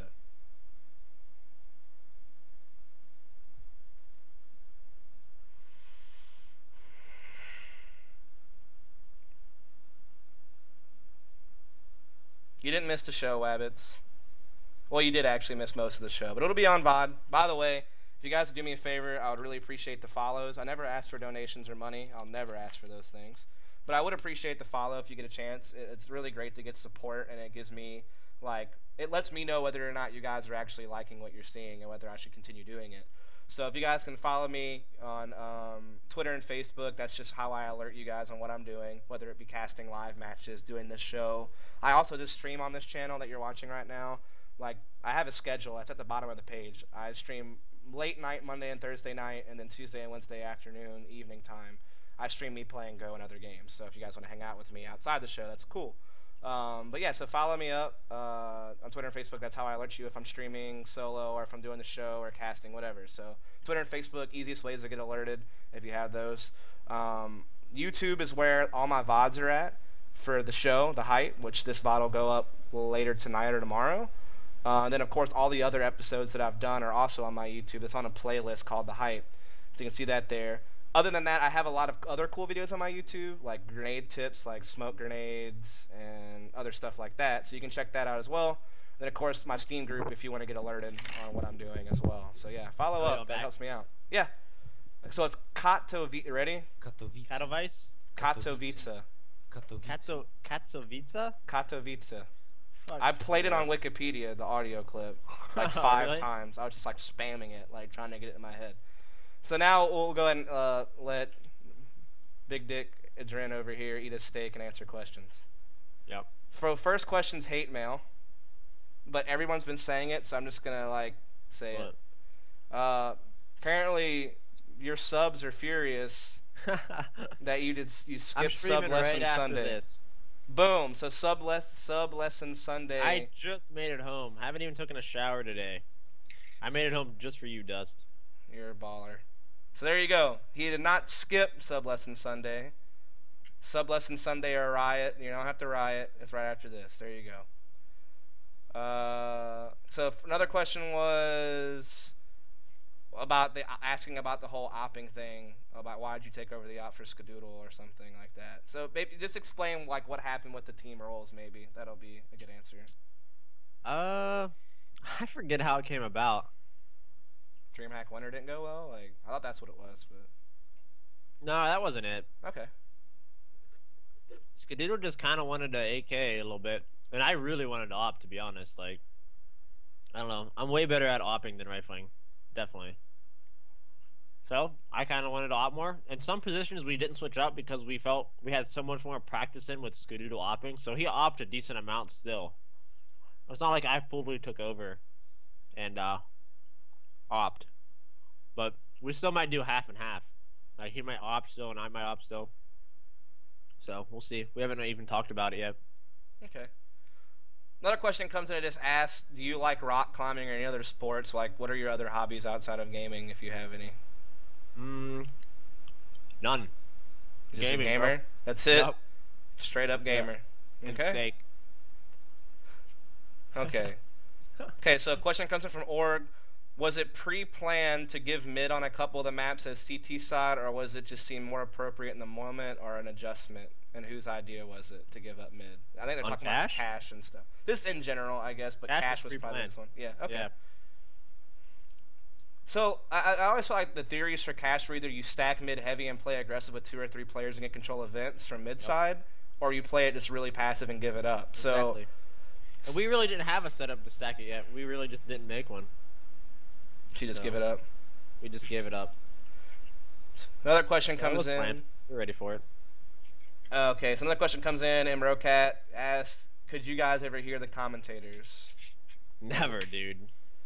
Yeah, so Never. I'll address this a little bit. So I saw like that Reddit thread, dude. Mhm. I didn't even want to comment in it. It was so dumb. I didn't see it, but I can just tell you that as a commentator, If you're listening, okay, if you're listening for the casters while you're playing a game, you're gonna lose. Straight up. so there was a couple of teams, I guess, that were close enough to us to hear us a little bit, I guess, if they really wanted to. But you have to understand that to hear the casters, you have to, like, take your headphones off or something and not hear what's going on in game Yeah. anymore. B, it's blatantly obvious because if you take your headphones off, there's admins sitting behind the team. Everywhere. So if you Yeah. take your headphones off and, like, You we're could like, just tell okay. if someone was listening in. Yeah, it's so easy to tell. So many people sitting behind you, and Like, for Yeah. instance, if someone's, like, leaning towards the casters and they're like, okay, and then I hear them make a comm, and I'm just like, whoa. And they're even- yeah. there's even like people in the mumble, like the admins have Mhm. a thing to the mumble. Yeah, so if they would have heard somebody make a call based off of commentary or noticed them listening, because it's pretty easy to tell, yeah, we would have busted that pretty easily. So I don't think that was an issue at all. No, not at all. It's possible, I guess, but it's pretty stretched, and it's not even advantageous to you as a player. Oh. Yeah. Okay. Someone has asked, did you guys just decide to play really loose at this event? And I think you already kind of answered this, but somebody may have missed you say it. But just basically we like, played loose. okay, Yeah, sorry. We played loose in the second and third BO3 versus Titan. Is when we started playing like more loose and just trying to get really comfortable. Before that, against North American teams, we kind of just play our standard like we're gonna play safe, we're gonna execute our strats, we're gonna play like the safe game and just win it like we should. We don't have to do anything crazy against teams like in North America. That's what our game plan was. all right. Next question. I really like this one actually. It's from Israel, I guess, or Israel. I don't know. I'm sorry, man, if I said it wrong. But basically, it said, at what point in the best of threes against Titan did you feel like you guys could win the whole thing? And what was it like after you pulled it off? Like, did it really hit you yet? Like, that you had just done what you did? Or it's like, what's your thought process in this set, basically? I would say after the first BO3 win, we like clinched the first BO3 because we already beat them on season. Season was a nice ego boost again. Like, we already beat them on Saturday on season, but to beat them again on season was like, all right. We beat them on that map again. But after we beat Dust, like 1 Dust 2 after getting crushed on Saturday, I think that really boosted our morale even further. And the second BO3 just seemed possible, That's really, I think, when it was seeable to winning it all. Was after winning Dust 2. So this question is going to tie into that a little bit. It was from Dubian, and he asked, what do you think the big difference was between day 2 when they beat you so badly and then day 3 when you were able to beat them 3-1? We were just playing way too standard on Saturday. We tried just like playing really disciplined, playing like really like trying not to make plays but try to win as a team, like a team play, and just like Sunday we just had more confidence. We ran out places and just made plays individually as well as a team. And that's really what the key was. So next question is, do you think there's a team outside of Cole iBuy Power that has a chance to compete internationally, or at least is moving in that direction? I guess other invite teams or maybe top main teams or something like that. I mean, I'm sure some of the other teams could upset some European teams in North America. But for it to be worth to travel to Europe, no. Simple as that. Yeah. Like in the ESEA, some North American teams could take down some European teams for sure. But yeah, I think you're right. I don't think you'll ever see another North American team at this point travel overseas to play. I don't think there's just enough sponsorship support to fund that yet in North America.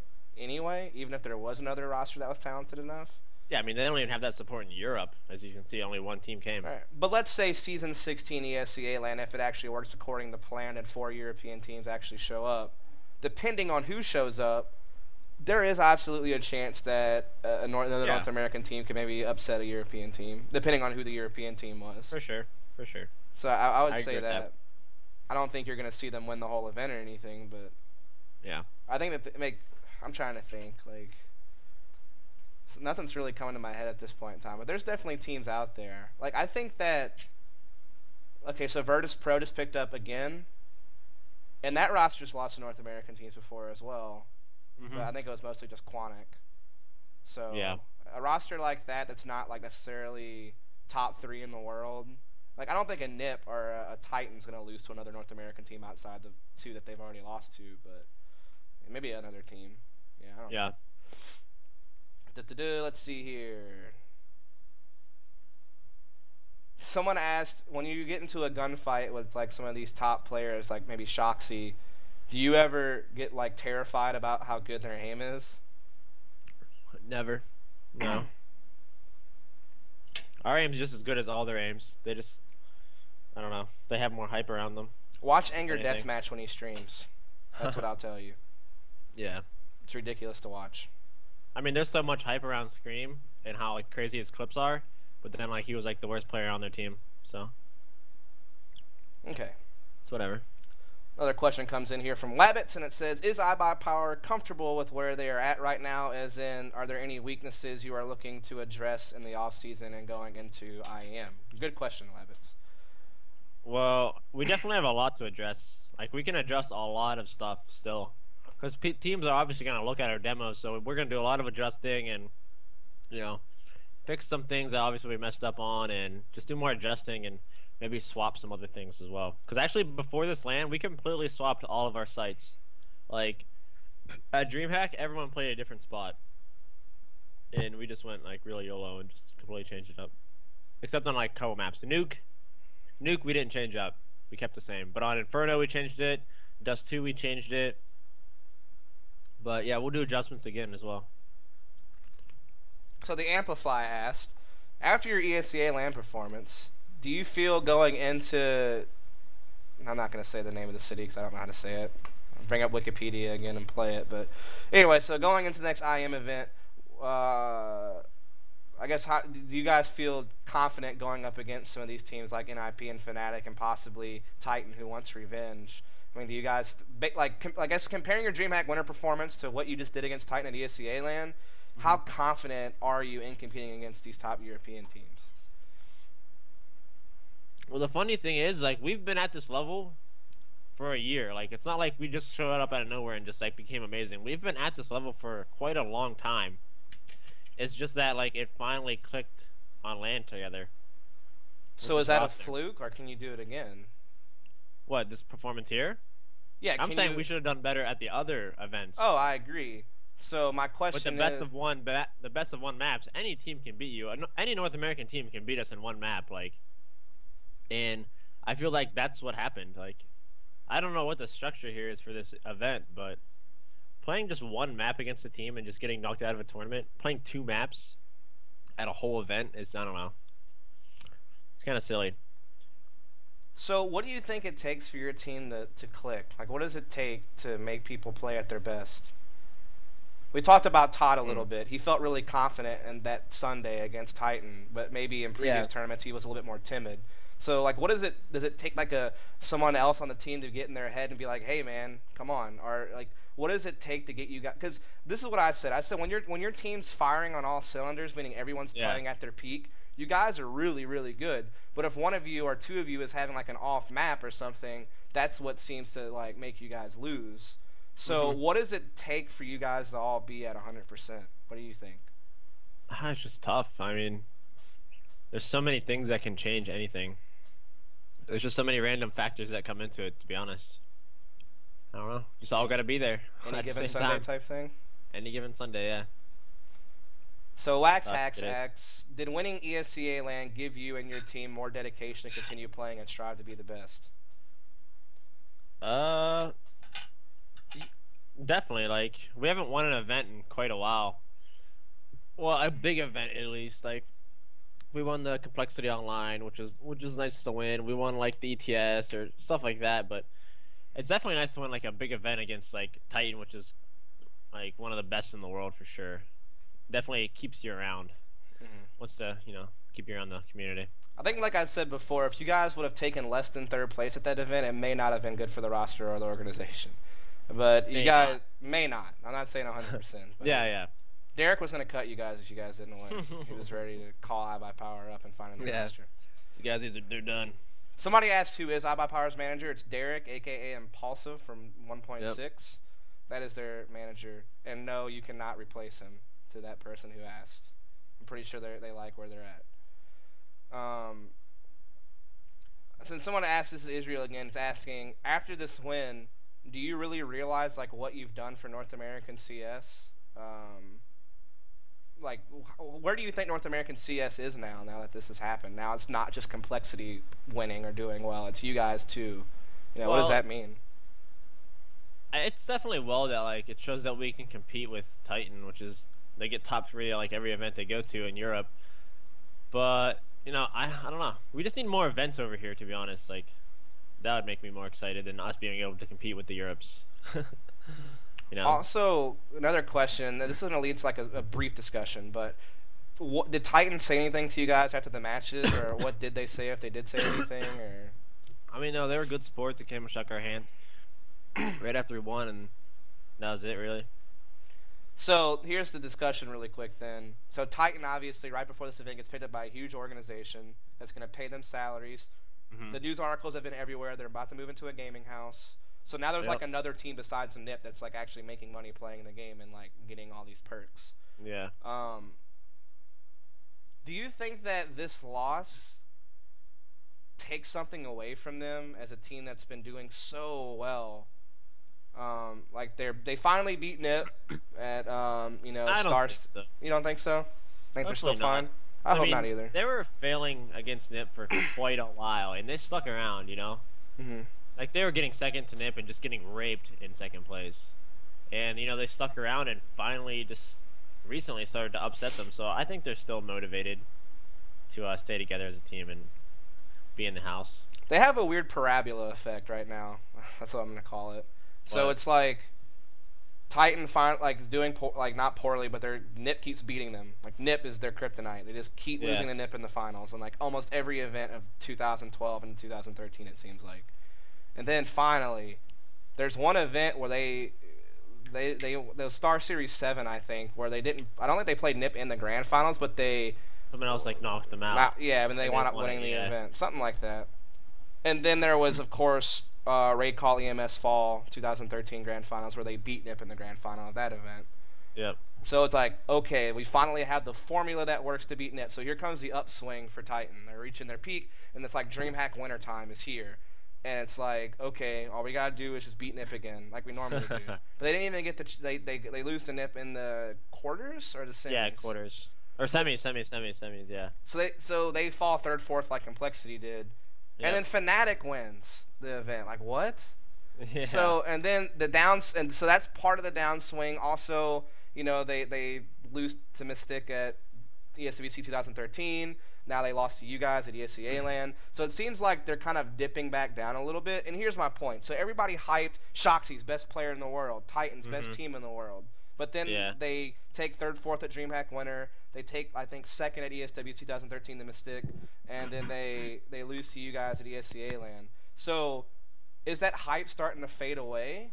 Or are they still, in your opinion, top 3 in the world? I think they're still top 3 I think they're top still. Yeah. I mean, if they fail after they get a team house, then,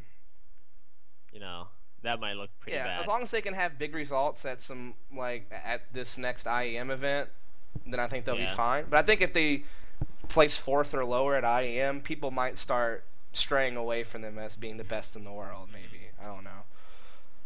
Who is the best in the world now, man? Like, I've been arguing with people about this now. It used to be Nip, right? Everybody thought it was Nip. But then Nip starts losing the very games. But then they get their revenge at DreamHack Winter, only to lose to Fnatic. So, I literally, guess we really haven't. The last big event we had was DreamHack, right? And we're like, Fnatic won it. Fnatic won it. And they also won an online had, tournament afterwards. Yeah, they had, the easiest route by far to the finals. So no one knows who the best in the world is right now. A lot of people would probably still say Nip. I'd say Nip. I don't know. I might still give it to Nip, but I don't know. It's either Nip or Titan, I guess. I would lean towards Nip more than anybody. Fnatic's probably just because of how consistent they've been. Fnatic, I wouldn't even consider them. I think they're top 5 though. For sure, I think they're top, but I would never say they're the best. Okay, so let me ask you this: where are you at in the international rankings as a team right now? I don't know. Top 25? I don't know. Oh, for sure, I would say. Top 20. Yeah. I think you have to do some more work. Like you have to win more events or take top 3s, and then we can start saying, okay. I honestly, after DreamHack Winter, I would have, and as well as I saw Complexity play Titan day 2, I still think they're top 15 or top 10. I think we're both top 10 for sure. That's my opinion. Yeah. But it's hard to tell because you had this new Virtus Pro team that's up and coming. You have Fnatic that did well at DreamHack Winter. Astana Dragons, I guess, is still considered way up there. Ex-Astana Dragons, even though they had a rough time. They're still together, even though they lost their org. Yeah, for right now. You have Navi. I guess the top 8 teams that have already invited. Speaking of which, cool story. Vox Imanor, right, from Australia, is the other team that got the invite. I'm happy for them. I really am. Did they come to DreamHack? They didn't make it out of the BYOC qualifier. Oh, shit. They got beat by that Zapso team or whatever that wound up going in. Complexities group, I think. There was 2 BYOC teams that made it into Group C and D. And it was Zapso and somebody else. And so they didn't make it out of the BYOC. They made it pretty far in the BYOC, but they didn't make it past to make it to group. But they had that 4th place at MSI. And from what I didn't really get to watch that event very much, but from what I understand, they played some close games against some of the top teams like Fnatic and stuff. Mhm. So I'm happy for them, man. Like they've always been the top team in Australia. They never really get to go very many places. They are That's guaranteed. definitely cool. Yeah. I hope they can get the money and go. I really do, and I wish them the best, man, because they just like from the interviews I've seen, they just seem like they really want this. Kind of like you guys are Really? hungry. I haven't Yeah. seen any. They But- they they just want to do it. Yeah. Okay, so question, one of the last ones I'm seeing. What? People are asking troll questions. Never mind. I guess somebody did kind of ask, like, if Shower you got. time.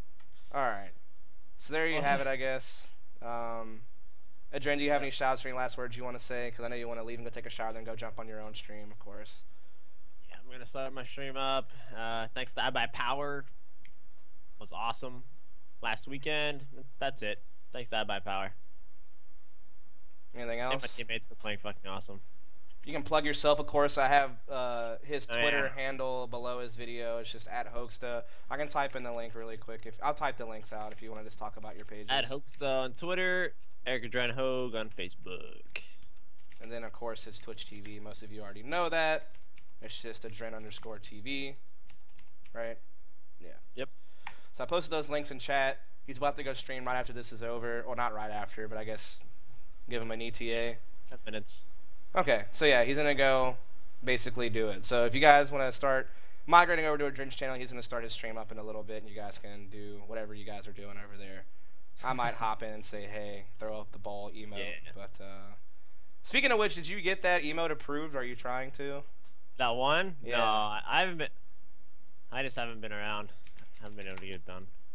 All good, man. Well, I appreciate you once again for tuning in, or coming in, tuning in to all the viewers, and I appreciate you, Eric, taking out time to come talk to me and talk to the community. And once again, congrats on everything. Hopefully we'll see you at the IM event. Hopefully we'll see you continuing to put up good results. I guess we'll leave it at Thank you. that. All right, man. Thanks, You have a man. good one. You too. So there you go, guys. That was, of course, adreN from iBuyPower. Talked a little bit about ESEA LAN, talked about the future. I think you learned a lot. And in all honesty, you guys should really just check out the episode I did with him a few weeks ago. The playlist will be in chat in just a second. I typed the command. I have like a whole hour-and-a-half long episode where he sat down with me and talked a lot about his team and the history and, their thoughts and all that good stuff. So definitely check that out. It's a really good interview with him. You can also check out interviews I did with Sean Gayers from Complexity. That's another good interview to look at. And then, of course, I have Finesse from Mousepaz, a new team that's up and coming. So basically, my point is these episodes tell you a lot about the teams. So definitely check it out. Other than that, like I said, I already posted my links in chat. I'll do it again one more time. If you guys want to follow me, I'd appreciate that. Like I said, I don't really ask for money or anything like that. I just ask for support if you guys like what you see. If you don't, cool, don't follow. But if you do, definitely check out the Facebook and Twitter. That's where I post what I'm doing. So you definitely want to tune into those if you want to get updated on what's going on. Also, I post on the Reddit and the ESEA forums to keep you guys updated as well there. But if you guys just want to follow up, then yeah, definitely do that. It's so much easier. Also follow me up on Twitch because this is where I live stream the show. And then this is also where you can catch me just streaming myself playing games, like playing CS or playing whatever else. So definitely if you guys want to tune in for that stuff, like I said, the next time I'll be streaming just me playing games will be tomorrow night, late, like 11 p.m. Eastern time, and then just for a while. So my schedule at the bottom of the page. So I cast late nights Monday and Thursday nights, and then I cast Tuesdays and Wednesdays during the afternoon/evening time. So if you guys want to catch me playing games, that's the times to find me for sure. I also do random streams, but that's the times guaranteed you can find me. And then, yeah, the Steam community group is just a way to alert you on what's going on if you want to get on that. And then the YouTube is just where all my VODs are at. Like I said, I have the VODs for this talk show. I also have personal vlogs where I just talk about my experiences and stuff as a commentator at these different events and stuff. And then I have tip videos, which a lot of players have learned from. Even like people like adreN and Sean Gayers for sure have actually learned some smoke grenades by watching my videos. So if you want to learn how to throw smoke grenades on the competitive maps, I have a lot of cool like little tip videos for every single competitive map out right now. So check them out. But I'm probably not